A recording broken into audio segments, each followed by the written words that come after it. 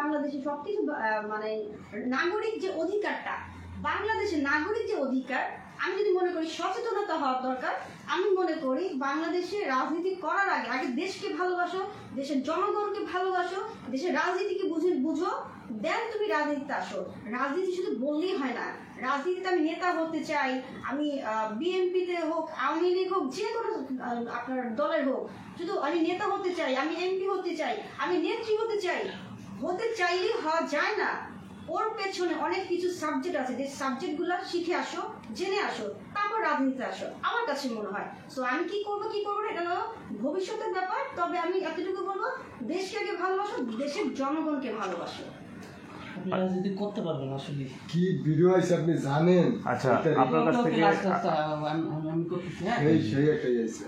আপনাকে 7 দিনের জন্য মন্ত্রিত্ব দিলে ফাটাকেস্টের মতো আপনি কি কি করবেন এবং বাংলাদেশের কি কি উন্নতি করতে পারবেন? হ্যাঁ, যাই, সমস্যা নাই। হিরালা উত্তর দিচ্ছে না, সমস্যা কি আপনার? ওই এই করে শাসন করবে, শাসন করবে। আপনি মন থেকে বলবেন, তোমরা বুঝছো, আপনি মন থেকে বলবেন। কি বলবো? 7 দিনের জন্য আপনারা পুরো বাংলাদেশের মন্ত্রিত্ব দিলে আপনি কি কি করবেন? হবে না, আগে কল কি করতে চায়, কি করতে চায়। আগে উনার মনে একটা না, মনে থাকলে হবে না, তারপর আমাকে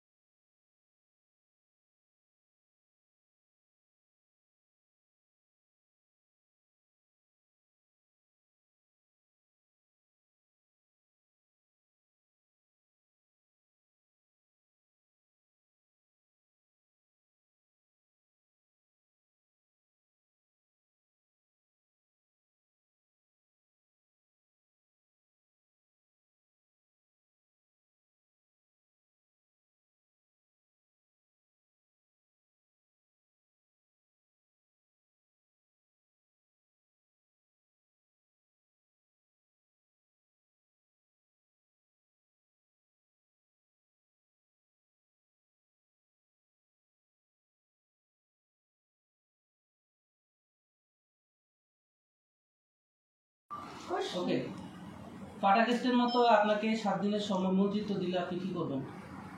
আমাকে যদি মন্ত্রিত্ব দেওয়া হয়, আমি সর্বপ্রথম দেশে যে ঘটনাগুলো ঘটেছে সে ওই ফাইলগুলো নিব। ফাইলগুলো নেওয়ার পর আমি সার্চ করব ঘটনা কি কি ঘটেছে। তারপর প্রত্যেকটা দপ্তরে যে প্রধান অফিসার আছে, মহাপরিচালক, সচিব, যতগুলো লোক আছে, আমি সবার কাছে নোটিশ পাঠাবো যে এই যে ঘটনাগুলো ঘটেছে আপনারা কি যাচাই বাছাই করেছেন কি করেন নাই। তাদের কাছ থেকে আমি হিসাব নিব। হিসাব নেওয়ার পর আমি ভেবে নিব আসলে আমাকে কি করা উচিত। আমি মনে করি দেশে একজন মন্ত্রী, কিন্তু নাগরিকের গার্জেন, বাপ মা। কারণ মন্ত্রী কিন্তু দেশ চালাচ্ছে। তো দেশের যে প্রধান, তাকে একজন সৎ মানুষ এবং খুব খুব খুব মানে প্রেমময় হতে হয়। কারণ আমাদের দেশে যে ঘটনাগুলো ঘটছে, প্রত্যেকটা ঘটনার কিন্তু এই যে আমাদের নারী, আমি একজন নারী হয়ে বিচার কিন্তু পাচ্ছি না। শুধু আমি না, আমি ছাড়া বাংলাদেশে হাজার হাজার নারী আছে যারা প্রতি মুহূর্তে তারা ক্রাইমের শিকার হচ্ছে। তারা কিন্তু ন্যায্য বিচার পাচ্ছে না। কোনো পুলিশ অফিসার বুকে হাত দিয়ে বলতে পারবে না যে কোনো নারীর অসহায়, যারা গরিব নারী, তাদের সাথে তারা আছে। কোনো অ্যাডভোকেট বলতে পারবে না যে আমি একটু ন্যায্য বিচার করতেছি। কারণ বাংলাদেশে এখন আইন বিক্রি হয় টাকার মাধ্যমে। আমি শুধু একা না, বাংলাদেশে কোনো গরিব মানুষ, গরিব ফ্যামিলি যদি কোর্টে গিয়ে বিচার চায়, কোনো বিচার করে না উকিলে, কি করে? তাকে ডেটের পর ডেট দিয়ে যাচ্ছে। কেন দিচ্ছে? টাকা যদি আজকে ফালায় তার কাজ খুব দ্রুত ধরে, আর যদি টাকা না ফালায় তার কাজ ধরে না। এবং যদি টাকা ফেলার পরে যদি তারা কোর্টে আইনটা ধরে, তাকে কি করা হয়? এমনি সামনে বুঝে তার মামলাটা তারা প্রপারলি কাজ করে না। এখন বলবেন যে আইন কিভাবে বিক্রি হয়? আইন কিভাবে বিক্রি হয়? যাদের সাথে প্রতারণা হয় তারাই জানে কিভাবে আইন বিক্রি হয়। শুধু আইন না, দেশে পুলিশ বিক্রি হয়, দেশে কোর্টে উকিল বিক্রি হয়, ম্যাজিস্ট্রেট সব বিক্রি হয়। তো যে দেশে আইন বিক্রি হয় ওই দেশে কি থাকবে আর? তো আমি যদি মন্ত্রী হতাম, আমি সর্বপ্রথম দেশের আইন নিয়ে দেখতাম যে দেশের আইনের অবস্থা কেমন আছে। কেন প্রত্যেকটা জেলায় নারীরা প্রতারণার শিকার হচ্ছে? কেন আজকে গরিব বলে তার পাশে কেউ নাই বলে? তো আমি বলবো দেশের সর্বপ্রথম জনগণকে নিয়ে ভাবতে হবে। সর্বপ্রথম জনগণের পরিবার, পরিবেশ, খাবার দাবার এভরিথিং নিয়ে চিন্তা করতে হবে। কিন্তু বাংলাদেশে খাবারের দাম কখনই কমে না। মানুষ সবসময় নিজের সন্তান, নিজের পকেটে কিভাবে টাকা আসবে, নিজের প্রমোশন কিভাবে বাড়বে, এগুলো নিয়ে সবাই চিন্তা করে। তো আমি বলবো পুলিশের জায়গা থেকে সচেতন হন, অ্যাডভোকেট, ডক্টর, এভরিথিং আপনারা যারা আছেন অন্তত নিজের যে কোনো সন্তানের কথা চিন্তা করেন, এরকম আরেকজন সন্তানের কথা চিন্তা করেন। আপনার যে সন্তান আপনার কাছে যেরকম প্রিয়, অন্য একটা গরিব ফ্যামিলির মার কাছে তার মেয়েটাও প্রিয়। তা আমি বলবো সবাই একজন আরেকজনের পাশে থাকেন, শুধু নিজের সন্তানের কথা ভেবে তাদের পাশে থেকেন না। আপনার সন্তান যে আপনার কাছে প্রিয়, অন্যজনের সন্তানের সেম প্রিয়। এই তো। আচ্ছা, সবাই কি বলছেন? আপনারা শুরু করেন। শুরু করে তারপরে শেষ করে নেবো যেমন। আচ্ছা আচ্ছা, ওকে।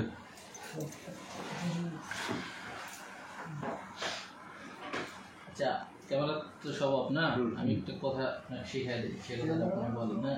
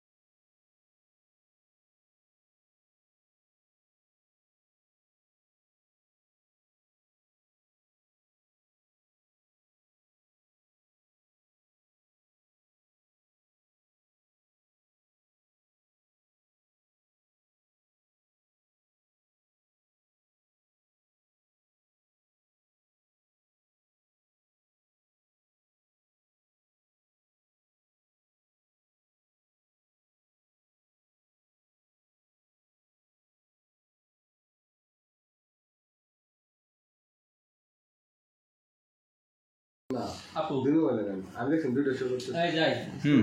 শেষ। আচ্ছা, কিছু পার্সোনাল প্রশ্ন, হ্যাঁ, ওকে। আপনি উত্তর দিলেন, না যদি না দেন সেটা আপনার ব্যাপার। আমার প্রশ্ন বললে ভালো তো ভাই উল্টা পাল্টা সবসময় কেন জিজ্ঞেস করতেছেন? আজকে একটু করি না, আমরা তো প্রত্যেক দিন উল্টা করে সবসময় নিয়ম আচ্ছা, জানি এদিকে, এই মানে এদিকে অনেক দেখেন। ভালো লাগে। আচ্ছা আপু, তাকলে যে ক্যামেরা। আচ্ছা,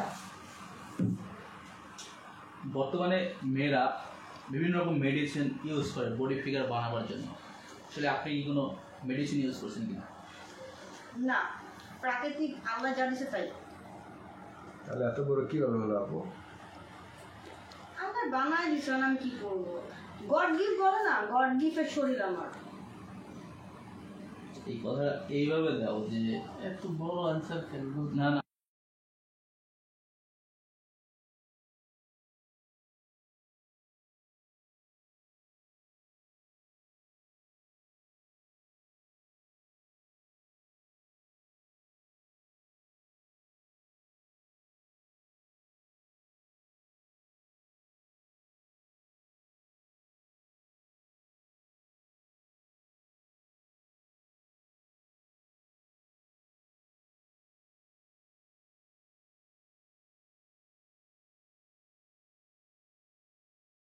করেছে আর বাকিটা যে সৌন্দর্য দেখতে পাচ্ছে, এটা একমাত্র রাজের উপহার। রাজ আমাকে গিফট করেছে, এত ভালোবেসেছে যে আমি রাজের ভালোবাসায় আরো অনেক সুন্দর হয়ে গিয়েছি। একটা এই এতক্ষণ আমি একটা ভিডিও পেয়েছি। আচ্ছা, আর দুই তিনটা নেন, 10-15 মিনিট।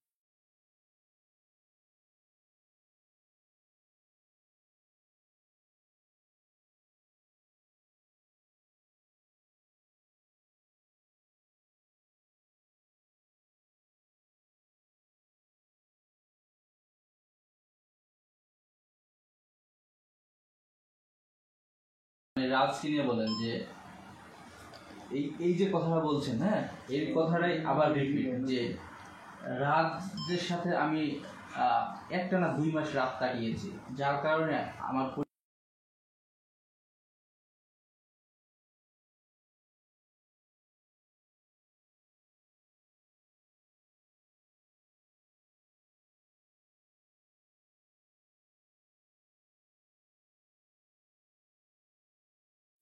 রাজের সাথে আমি 2 মাস রাত কাটিয়েছি। তো এত ভালোবাসা রাজ আমাকে বেসেছে, রাজের জন্য আমি আজকে এত সুন্দর। হ্যাঁ বুঝি না, আবার একটু কাটা কাটা আসছে, আবার একটু ক্লিয়ার করেন তো। আমি বলেছি রাজের সাথে আমি টানা 2 মাস রাত কাটিয়েছি, রাজের ভালোবাসার স্পর্শে আমার শরীর এত সুন্দর। আমার বডি ফিগার এত সুন্দর, এটা আসলে কি দিছে, বডি ফিগারটা কি? বডি ফিগারটা তো বুঝলাম না ভাই। আসলে কি দিছে রাজ আপনার মধ্যে একটু বলেন তো। হ্যাঁ আবার বলো। মানে রাজ আপনার ভিতরে এমন কি দিছে যে যা আপনি বলতে পারতেছেন না, তারই গুণগান গাইতেছে, একটু ক্লিয়ার করেন তো। কি বুঝি না আবার? মানে রাজের যে ছোঁয়াতে আপনি আজকে এত সুন্দরে রূপান্তরিত হয়েছেন, আসলে রাজ আপনাকে কি এমন ছোঁয়া দিয়েছে যেটা আপনি বলতে পারছেন না, বা আপনি এত সুন্দর হয়েছেন রাজের ছোঁয়াতে? রাজ আমাকে সর্বপ্রথম যে একটা নারীর ভালোবাসা অনুভূতিটা রাজ আমাকে দিয়েছে, এবং অনুভূতির পাশাপাশি শারীরিক যে আদর প্রেম যতটুকু দরকার আমার কাছে মনে হয় তার চেয়ে বেশি কিছুই দিয়েছে রাজ আমাকে। আচ্ছা আপু, আপনি রাজের সাথে মেলামেশা করেছেন বেশ কয়েকবার, তারপরেও আপনি কেন বুঝতে পারেননি যে সে হিন্দু, যদি বলি যে আঁকাটা? আরে বাবা, ফার্স্ট টাইম রাজের সাথে যখন আমি সেক্স করি, মানে শারীরিক সম্পর্ক হয়, ফার্স্ট টাইম যখন রাজের সাথে আমার শারীরিক সম্পর্ক হয় তখনই বুঝতে পেরেছি। আর তখন বুঝলাম কি করতে পারতাম। তখন কি আপনার ওইখান থেকে ফেরত যাওয়ার কোনো পথ ছিল না? কিভাবে? এখন আমি যদি আপনার ল্যাংটা করি, আপনাকে কি বলতে পারবেন যে আপনার সম্মান আছে? আপনি বলেন, আমি আপনাকে এখন কাপড় খুলে ফেলি, আপনি কি করবেন বলেন? আপনার সম্মান তো দেখেই ফেলছি, তো এখানে আপনি কি দৌড় দিয়ে চলে যাবেন? দৌড় দিয়ে চলে গেলে কি আপনার সম্মান ফিরে আসবে? আসবে না তো। এখানে আরেকটা প্রশ্ন করব, আপনি মাঝে মাঝে দেখা যায় যে সমাজের প্রতি মানে একটা দায় চাপাই দেন। সমাজ তো আপনাকে আসলে এই বিষয়টা বইলে দেয় নাই যে অমুকের সাথে যে রাত কাটাও, শুয়ে থাকো। এটা ভুল কথা। আমি কি সমাজকে কখন বলেছি যে সমাজের দায়িত্ব? কেন সমাজের দায়িত্ব থাকবে? রাজের সাথে প্রেম আমি করছি, রাজ আমার সাথে করছে। রাজের সাথে আমি শারীরিক সম্পর্ক করছি, রাজ আমার সাথে করছে। এখানে সমাজের কোনো সাবজেক্ট না। তবে সমাজকে আমি এতটুকু জানাইছি কেন, যে আমার সাথে এই যে রাজ আজকে 1 মাসের বেশি আমার কাছে রাজ নাই, এবং কেন নাই এটার পেছনে রহস্য কি? রাজের ফ্যামিলিকে পরিচয় করে দিয়েছি সমাজের কাছে যে আমার সাথে রাজের মা, রাজের দুলাভাই সন্দীপ সাহা চাচ্ছে যেন রাজ আমার কাছে না থাকে, রাজ যেন আমাকে বিয়ে না করতে পারে, এবং দেখাইছি সমাজকে দেখানো হয়েছে। সমাজের কাছে আমি বলছি, সমাজকে জানানো দরকার ছিল যে আমার সাথে যারা প্রতারণা করছে তাদের চেহারাটা একটু দেখে রাখেন, যে কোন ফ্যামিলির, কোন আমার রাজ কোন ফ্যামিলির সন্তান, যে এমন একটা মানে ফ্যামিলির সন্তান যে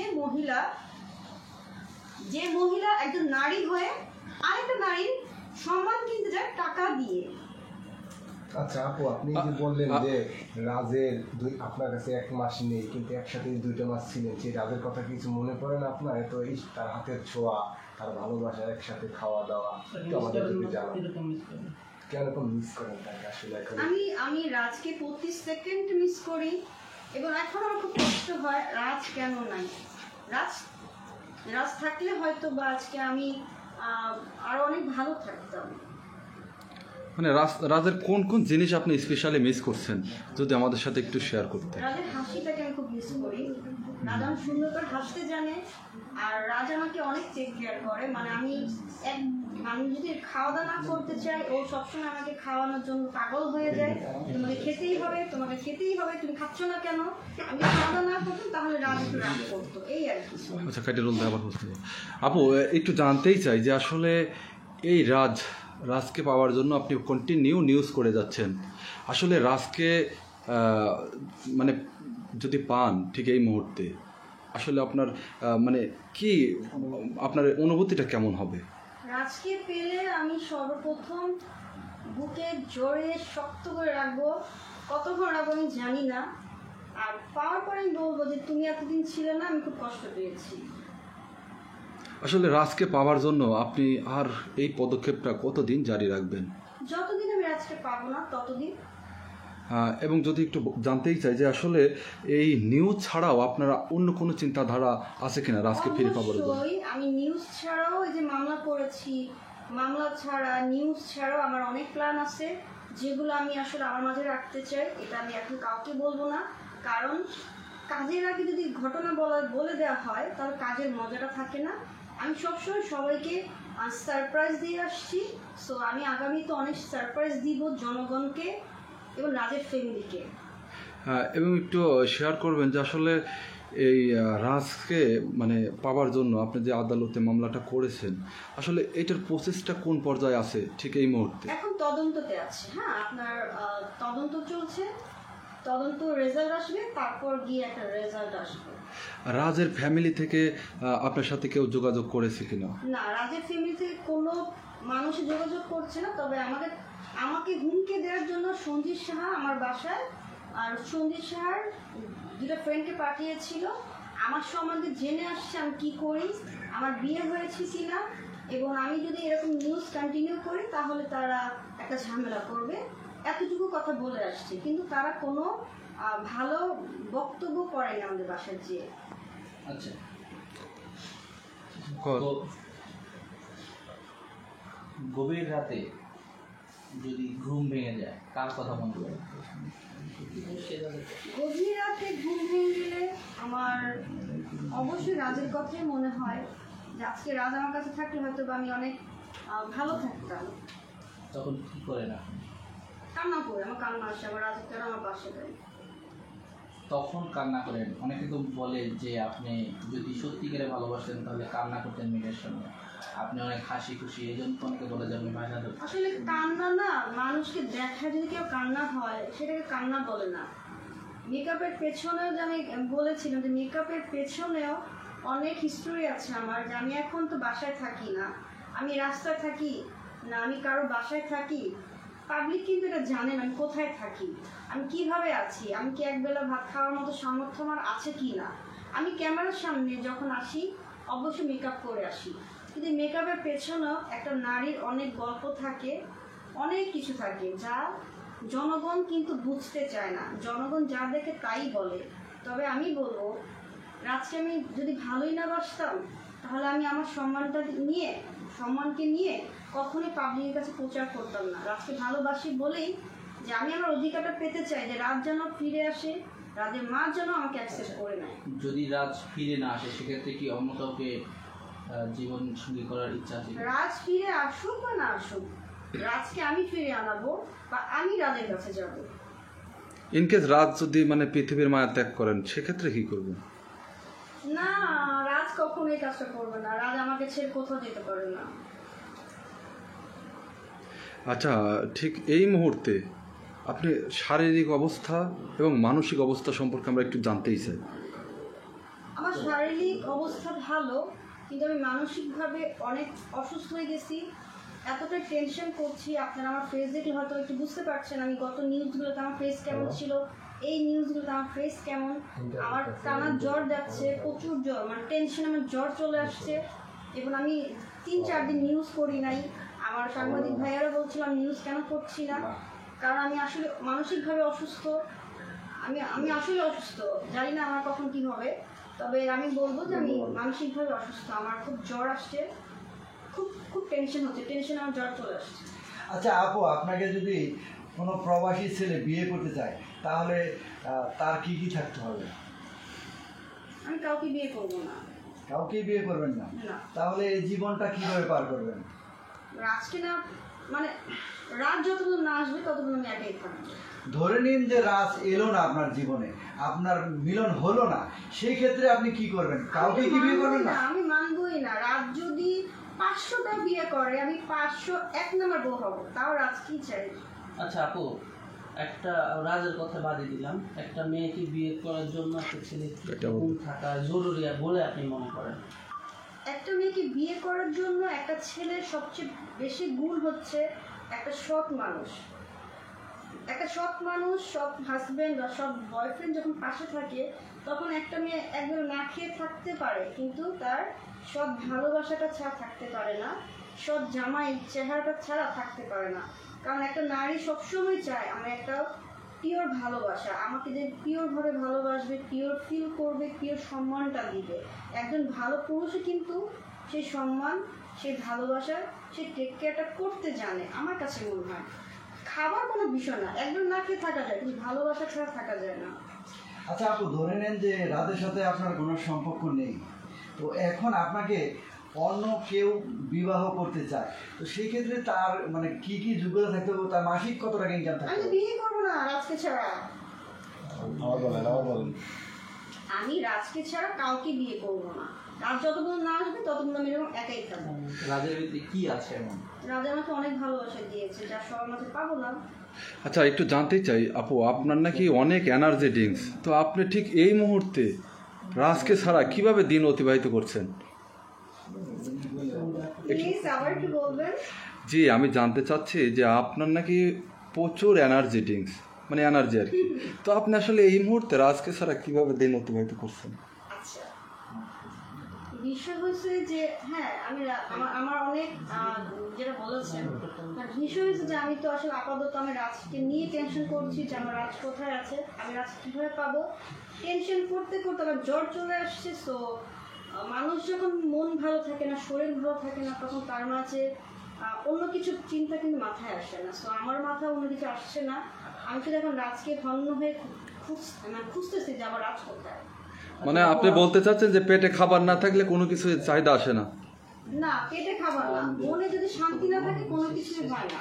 আচ্ছা আপনি একটা বলেন, আমি যেটা বলতে আপু আমার প্রশ্নের পুরোপুরি উত্তর কিন্তু আমি পাইনি, যে একটা মেয়েকে বিয়ে করার জন্য ছেলের কতটুকু যোগ্যতা লাগে, আর মানে মূলত হচ্ছে কত স্যালারি থাকা লাগবে একটা মেয়েকে মনে করেন আপনার মতো একটা মেয়েকে বিয়ের জন্য একটা ছেলের কত স্যালারি থাকা প্রযোজ্য বলে আপনি মনে করেন?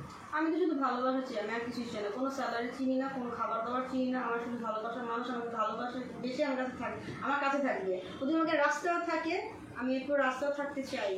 আমার তো কিছু প্রয়োজন নেই ভালোবাসা ছাড়া।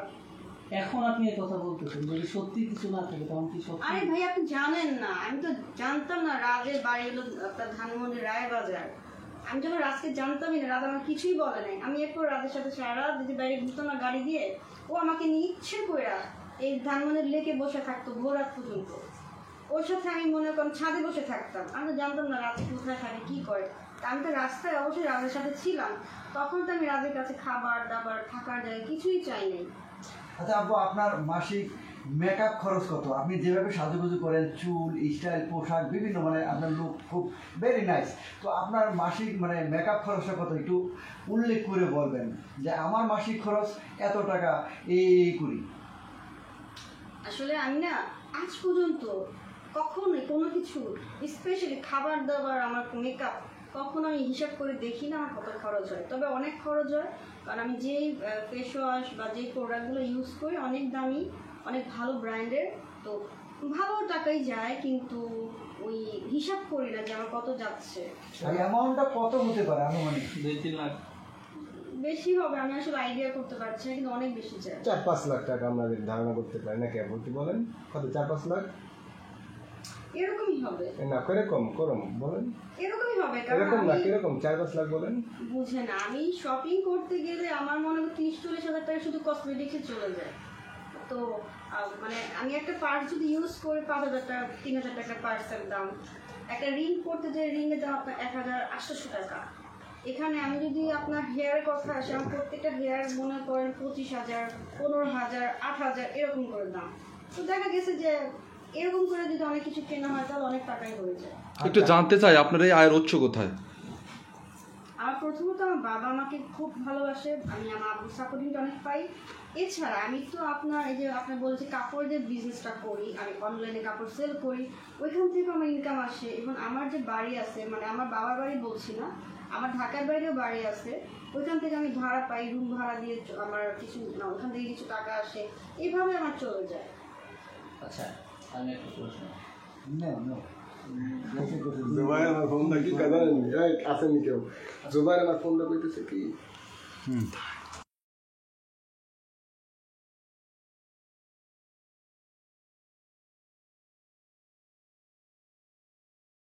রাজ কি রাতে আপনার কাছে স্বপ্নে আসে কি? রাজ সবসময় আমার মাঝে আছে। আমি রাজকে এখন আমি রাজের চেহারা, রাজের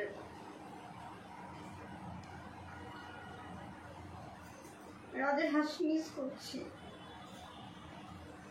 রাত যদি রাত্রে স্বপ্নে আসে তখন এসে আপনাকে কি বলে? কিছু বলে না, শুধু হাসে। আদর করেনি রাতে এসে? ওগুলো আমি চিন্তাই করছি না, যদি ভাবছি যে আমার রাজ কোথায়।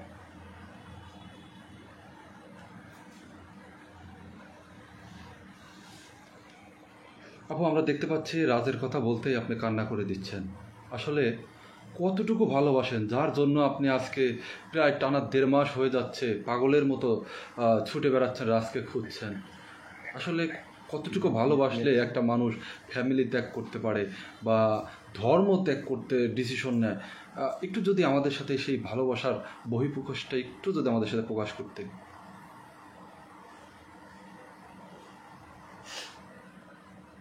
আমি আসলে জাস্ট বলতে চাই যে রাজ্যে চলে আসবো, আমার খুব কষ্ট হচ্ছে, খুব কষ্ট হয় তোমাকে ছাড়া।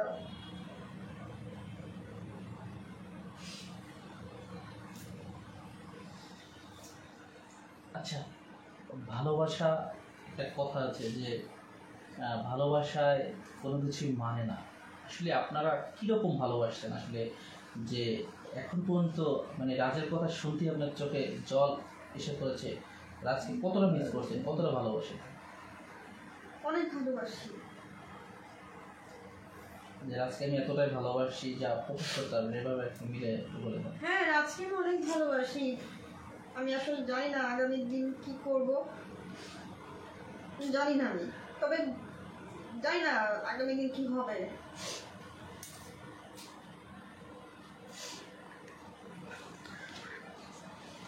অফ করো। আচ্ছা, শেষ প্রশ্ন না শেষ। না না, দাঁড়াও, আমি আমি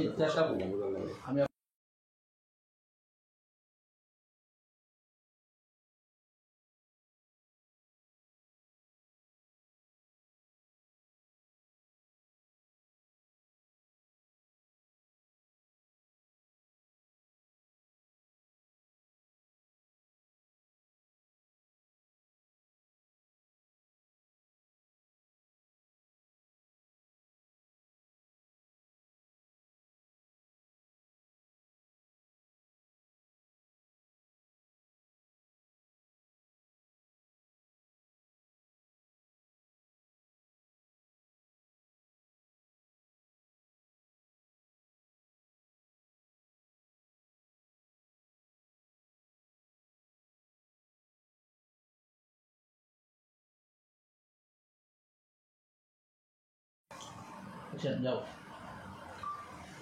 আমি রাজকে প্রতি মুহূর্ত, প্রতি সেকেন্ডে মিস করি।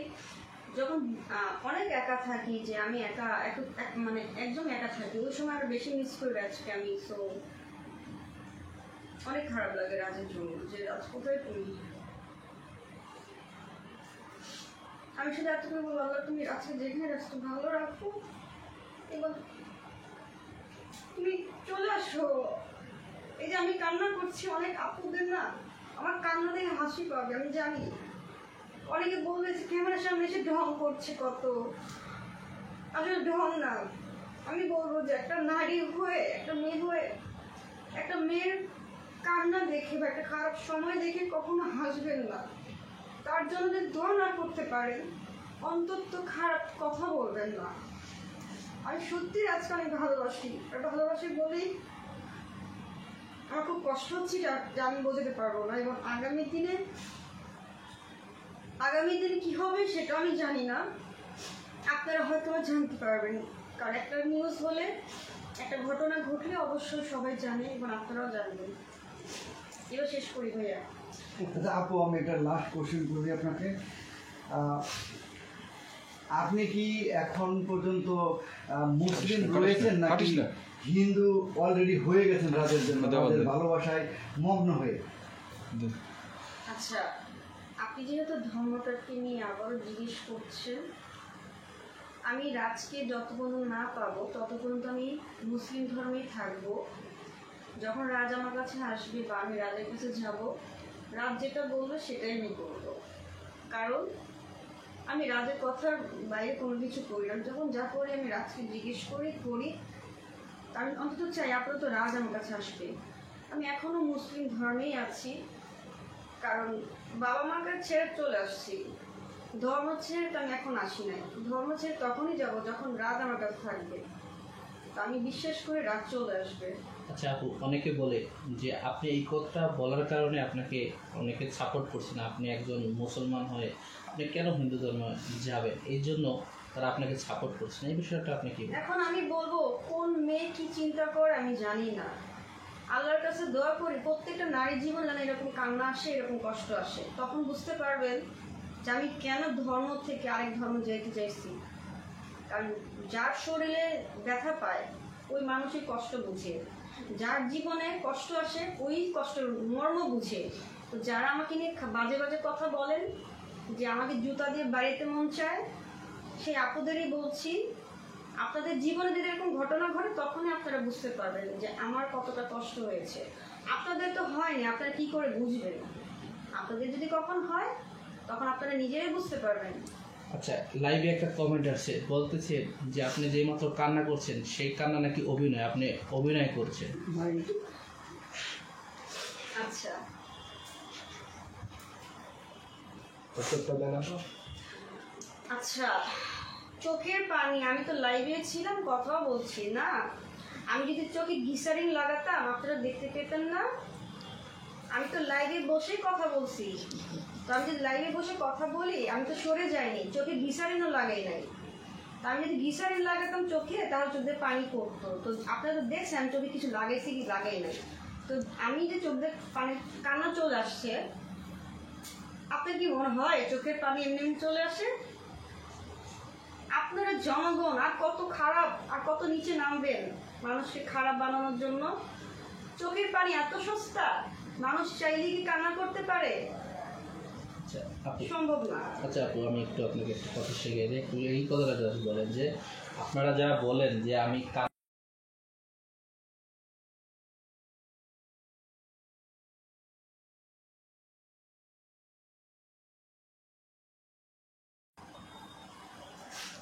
ঠিক আছে। এই যে জনগণ বলছেন আমি নাকি অ্যাক্টিং করছি, মানে কান্নার অ্যাক্টিং করছি।